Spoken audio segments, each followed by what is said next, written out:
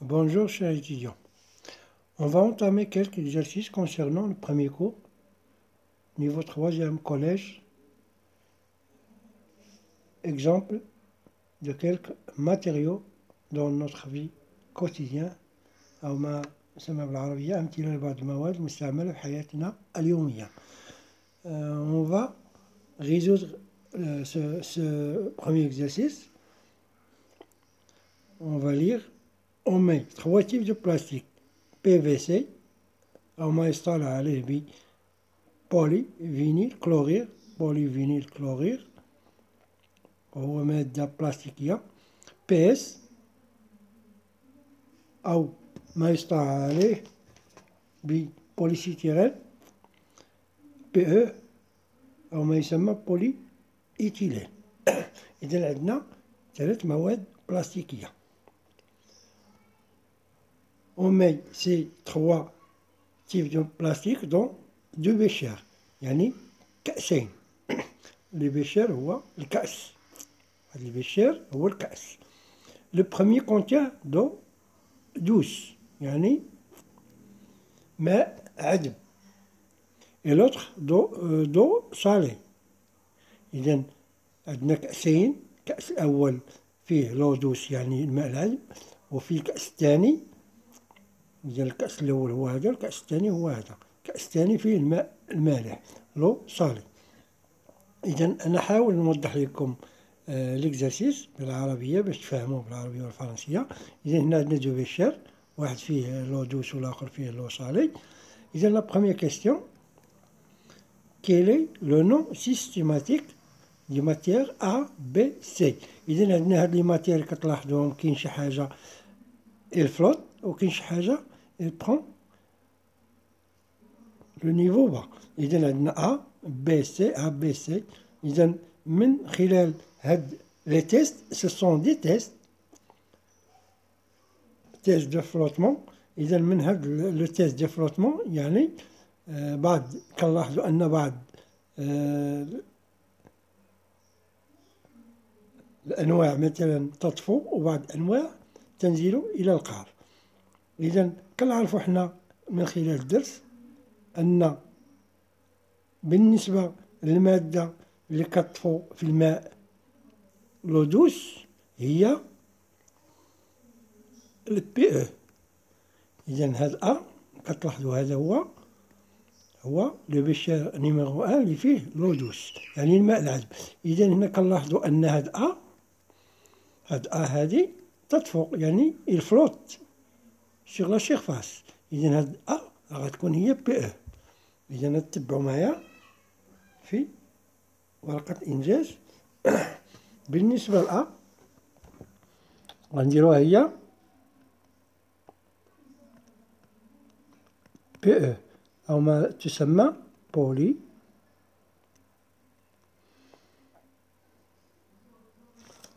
إيثيلين. بولي إيثيلين. أعتذر عن القلم لا يكتب جيدا. إذا هاد البولي إيثيلين il flotte dans l'eau douce ou bien dans l'eau salée. إذا فيما شفتوا البوليتيلين راه يطفو في الماء العذب والماء المالح. إذا نحاولوا نرجعوا بالنسبة لبي. إذا كتلاحظوا بي والسي هنا في دون لو دوس ils sont en bas. Par contre, dans le bécher numéro 2, où il y a de l'eau salée, vous voyez que le type B, il flotte. Et on sait que la matière PS, ou polystyrène, il flotte dans l'eau salée. Il flotte dans l'eau salée. Donc, on va écrire concernant B, c'est PS أو يسمى بوليستيرين. بوليستيرين. هذا اش كيدير؟ هنا قلنا الفلوت في لو دوس لو سالي. بالنسبة لهذا الفلوت سيلمون دون لو سالي. وعنده واحد الخاصية أخرى، بالنسبة للاسيتون. كتعرفوا أن بالنسبة للاسيتون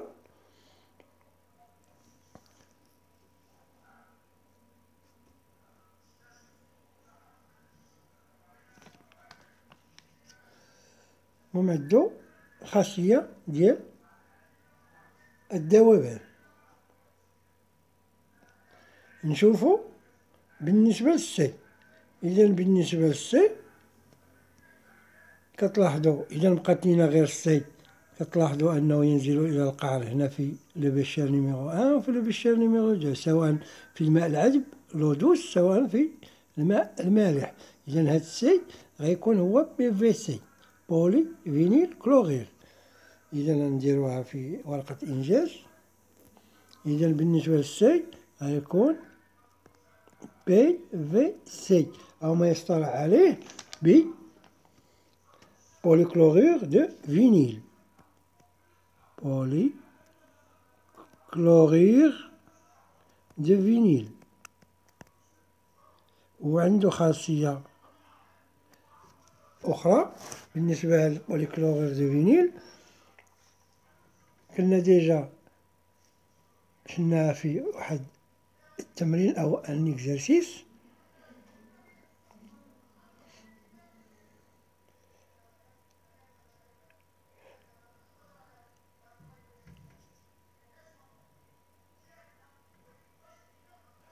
Il rend la flamme vert. Et concernant le PS كما قلنا هنا بالنسبة للبيس، بالنسبة للبيس il y a trouble avec l'acétone. وبالنسبة للPVC كيرجع لهاديك اللعاب أخضر. إذا حنا ما بغيناش ندوزو للدرس، حنا كنحاولو نخرجو غير هداك الشي اللي عاطينا في ليكزارسيس. إذا بالنسبة للإكزارسيس إذا غديرو هي ب هي PS و C هي PVC. نحاولو ندوزو لا دوزيام كيستيون. De quelle matière constitue le bouchon d'une bouteille؟ يعني من أي مادة بلاستيكية تتكون سدادة القارورة. إذا نحاول نشوفو هنا ورقة إنجاز. بالنسبة لسدادة القارورة، إذا سدادة القارورة بطبيعة الحال إلا درتوها في الماء العذب أو الماء المالح يفلوت. إذا فلوت sur l'eau douce et salée. Donc, il constitue